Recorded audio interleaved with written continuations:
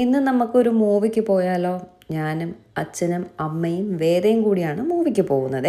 ചീമയ്ക്ക് വരാൻ നോക്കിയപ്പോഴേക്കും അവിടെ ഭയങ്കര തിയേറ്ററിൽ സൗണ്ട് എഫക്റ്റും കാര്യങ്ങളൊക്കെ ആകുമ്പോൾ നമ്മുടെ ബേബിക്ക് അതൊരു ബുദ്ധിമുട്ടായാലോ, അതുകൊണ്ട് ചീമയെ കൊണ്ടുപോകുന്നില്ല. സച്ചിനെ പിടിച്ച് കൂട്ടിരുത്തിയിട്ടാണ് ഞാനും അച്ഛനും അമ്മയും വേദയും കൂടി പോകുന്നത്. സാധാരണഗതിയിൽ അമ്മ മൂവിക്കൊന്നും വരാത്തതാണ്, ഞാൻ വരുന്നില്ലെന്നേ ആദ്യം പറയത്തുള്ളൂ. പക്ഷേ ഇതെന്താണെന്നറിയില്ല, ഇന്ന് മൂവിക്ക് വരുന്നുണ്ടോ എന്ന് ചോദിച്ചപ്പോഴേ ചാടി പിടച്ച് ഇറങ്ങിയിട്ടുണ്ട്. ഇനി ഏത് മൂവിക്കാണ് പോകുന്നതെന്ന് ചോദിച്ചാൽ, ഫാമിലി ആയിട്ടൊക്കെ പോകുമ്പോൾ നമുക്ക് എല്ലാവർക്കും കൂടിയൊക്കെ ഇരുന്ന് കാണാൻ പറ്റുന്ന മൂവി വേണ്ടേന്ന് കരുതി ഇങ്ങനെ ബുക്ക് മൈ ഷോയിൽ അരിച്ചപ്പോഴേക്കും നമ്മുടെ വലതുവശത്തെ കള്ളൻ എന്ന് പറഞ്ഞിട്ടുള്ള മൂവി ഞാൻ കണ്ടായിരുന്നു കേട്ടോ. കാസ്റ്റ് നോക്കിയപ്പോഴേക്കും നമ്മുടെ ബിജു മേനോനും ജോജു ജോർജും ഒക്കെ ആയിരുന്നേ. പിന്നെ ഡയറക്ഷൻ കൂടി നോക്കിയപ്പോഴേക്കും ചിത്തു ജോസഫ്. അപ്പോൾ പിന്നെ കൺഫേം ചെയ്ത് എന്തായാലും ഇത് തന്നെ കാണാം.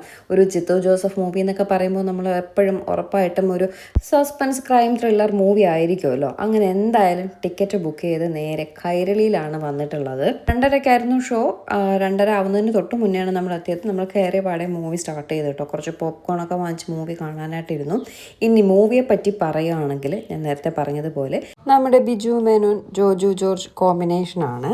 പിന്നെ ജിത്തു ജോസഫ് മൂവി എന്നൊക്കെ പറയുമ്പോൾ നമുക്ക് എപ്പോഴും നമ്മൾ പ്രതീക്ഷിച്ച് പോകുന്ന ഒരു വേ ഓഫ് കഥ പറച്ചിൽ അല്ലെങ്കിൽ ഒരു ഡയറക്ഷൻ, അത് ഉറപ്പായിട്ടും ആ മൂവിയിലുണ്ടായിരുന്നു കേട്ടോ. ആ കഥ പറഞ്ഞിരിക്കുന്ന ഒരു നറേറ്റീവ് ബ്രില്യൻസ് അതെടുത്ത് തന്നെ പറയണം. ഈ വലതുവശത്തെ കള്ളൻ എന്ന് പറയുന്ന മൂവി ജസ്റ്റ് ഒരു സസ്പെൻസ് ത്രില്ലർ മാത്രമല്ല കേട്ടോ, ഭയങ്കര ഇമോഷണലി നമ്മളെ ഈ സമൂഹത്തിൽ ഇപ്പം നടക്കുന്ന പല കാര്യങ്ങളും, ഡ്രഗ്സ് ആയിക്കോട്ടെ, പാരൻറ്റിങ്, അത് എടുത്ത് പറയേണ്ട കാര്യം കേട്ടോ. ബാഡ് പാരൻറ്റിങ്ങിനെ പറ്റിയും ഭയങ്കര ഇമോഷണലി ഉള്ള പല സീക്വൻസും ഇതിൽ ഭയങ്കര രസമായിട്ട് ചെയ്തിട്ടുണ്ട് കേട്ടോ. ഉറപ്പായിട്ടും നമ്മളെ ഫാമിലിയായിട്ടും ഫ്രണ്ട്സായിട്ടൊക്കെ വന്ന് തിയേറ്ററിൽ ഇരുന്ന് കാണേണ്ട ഒരു മൂവി തന്നെയാണ്. കാരണം നമ്മൾ ഓരോ സെക്കൻഡും എന്താ സംഭവിക്കുക അതിലുപരി ആ ഫാമിലി അവരനുഭവിച്ച വിഷമങ്ങൾ പലതും നമ്മളിങ്ങനെ ആലോചിച്ച് അങ്ങനെയിരിക്കും കേട്ടോ. ക്ലൈമാക്സ് നമ്മൾ ഒട്ടും പ്രതീക്ഷിക്കാത്ത ഒരു കിടിലൻ ക്ലൈമാക്സ് ആയിരുന്നു.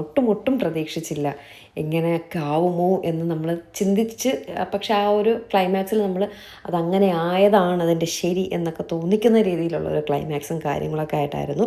എന്തായാലും അച്ഛനും അമ്മയ്ക്കും വേദയ്ക്കും മൂവി നന്നായിട്ട് ഇഷ്ടപ്പെട്ടു. അതിലെനിക്കും സന്തോഷമുണ്ട് കേട്ടോ. നമ്മളൊരു മൂവിക്കൊക്കെ വിളിച്ചുകൊണ്ട് പോകുമ്പോൾ ആ മൂവി ഫ്ലോപ്പ് ആയിരുന്നെങ്കിലുള്ള അവസ്ഥ ഒന്ന് ആലോചിച്ചൊക്കെ.